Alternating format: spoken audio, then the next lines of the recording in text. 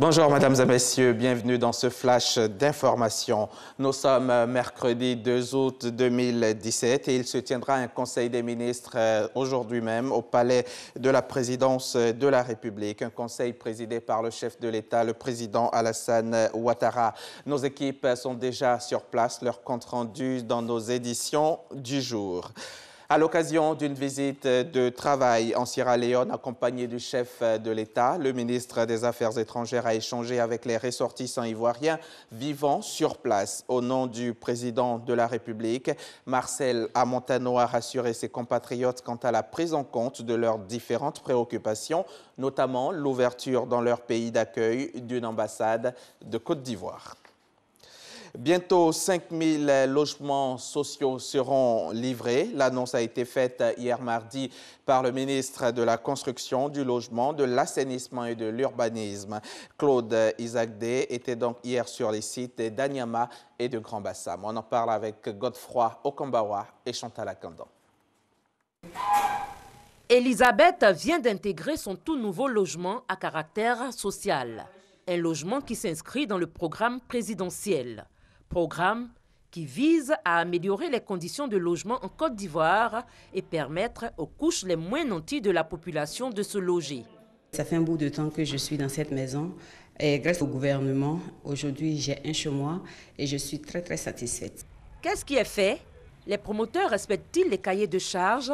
Le ministre en charge du logement est allé lui-même sur les sites d'Anyama et de Grand Bassam pour constater l'avancement des travaux.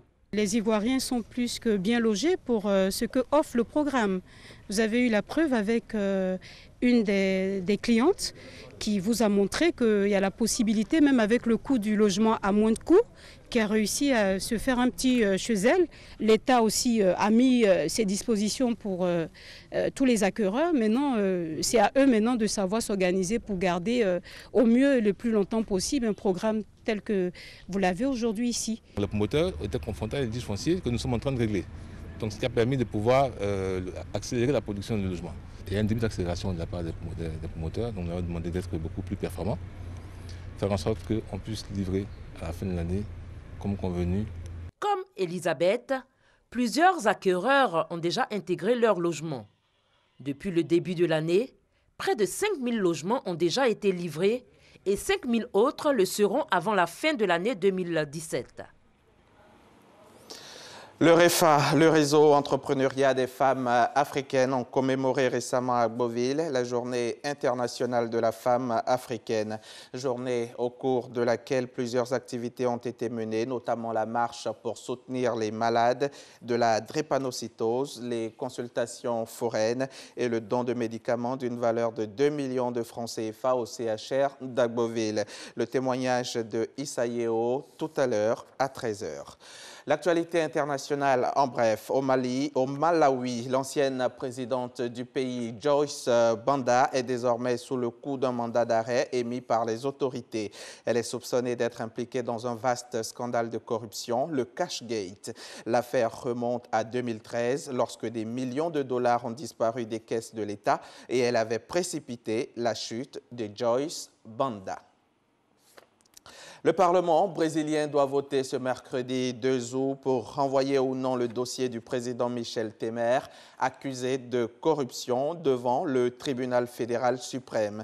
Celle-ci pourra ensuite l'inculper et entamer un processus de destitution demandé par le procureur général de la République. Mais le vote est incertain. Et puis pour terminer, sachez que deux importants dirigeants de l'opposition vénézuélienne, Leopoldo López et Antonio Ledesma, ont été emprisonnés dans le courant de la nuit du lundi au mardi 1er août. Ils étaient tous deux en résidence surveillée. Deux emprisonnements qui tendent encore le contexte alors que l'incertitude domine concernant les rapports à venir entre la constituante élue dimanche, sans la participation de l'opposition et le Parlement où cette dernière est majoritaire. Fin de ce flash, on se retrouve à 13 h.